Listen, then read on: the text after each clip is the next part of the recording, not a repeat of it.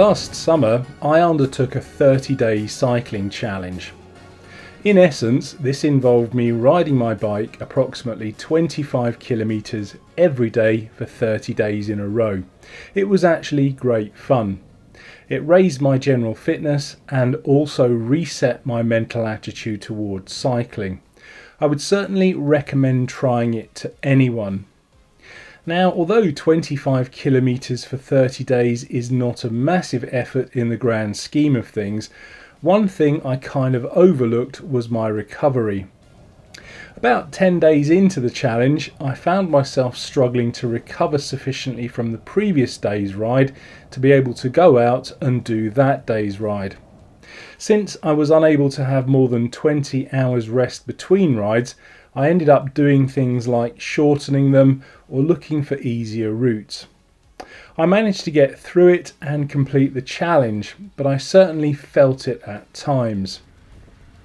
I've always believed that the benefit you received from your current ride is only as good as your recovery from the one before it. Okay, this is somewhat grossly oversimplified, but it all boils down to a process called the overload principle, which goes something like this. When we exercise, we cause damage to our muscles and make demands on our cardiovascular system. When we've allowed ourselves sufficient time to recover from that exercise, our muscles and cardiovascular systems become just that little bit stronger.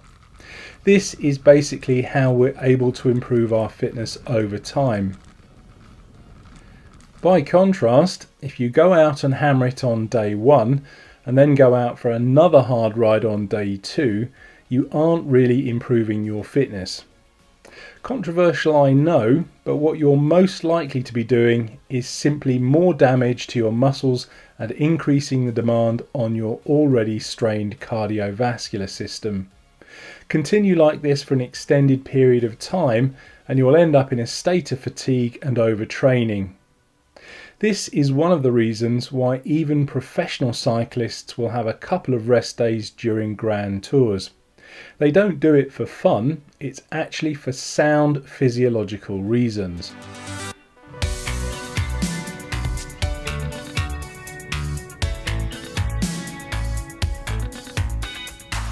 So how do you recover from a ride? Well, that's not an easy question to answer, as it depends on a few things. Your current level of fitness, how hard you pushed yourself on your last ride, and what you do before your next ride. Regardless of how fit you are or how hard your ride is, you can start your recovery even while you're still exercising by being sufficiently hydrated in order to replace lost fluids and electrolytes. Another thing you can do is use the last couple of kilometres of your ride as an active warm down. By simply taking it relatively slowly, you're allowing your cardiovascular system to get back to normal and your muscles to begin the process of flushing out the lactic acid that's been building up. When you actually get back from your ride, there's a short window of about 60 minutes during which you can do a few things for maximum recovery. The first is post-ride stretching.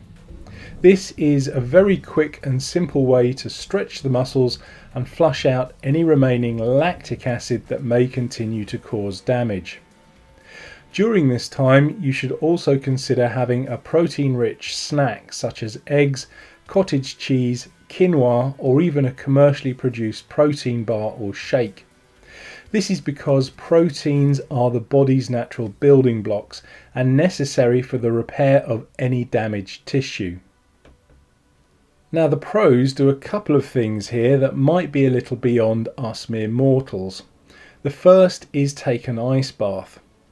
I have to admit that I'm not quite sure how immersing yourself in freezing cold water can help with recovery, let alone where you'd get that much ice.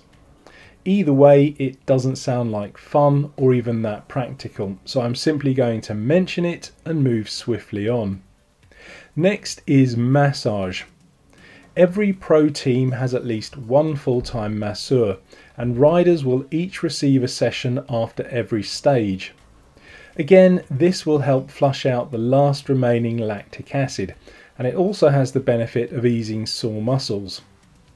Unfortunately, not many of us can afford a massage session after every ride, but there are alternatives. I've recently discovered this self-massager from a German company called Donnerberg. It's very simple to use, just plug it in, switch it on and apply to the body. Although this one can be used all over, I find it particularly beneficial on my legs. It's even recommended by the German Olympic Sports Confederation, so if it's good enough for elite German athletes, it's got to be more than adequate for a sack of custard from Hampshire. Time, as they say, is a great healer, and this is particularly true when it comes to recovery. Once you've done all of the stretching, protein shakes, ice baths and massage, the best thing you can do is relax. Chris Froome's famous mantra of "don't stand if you can sit and don't sit if you can lay down" was not a joke. Simply giving your body enough time to recover, heal itself and repair any damaged tissue is critical.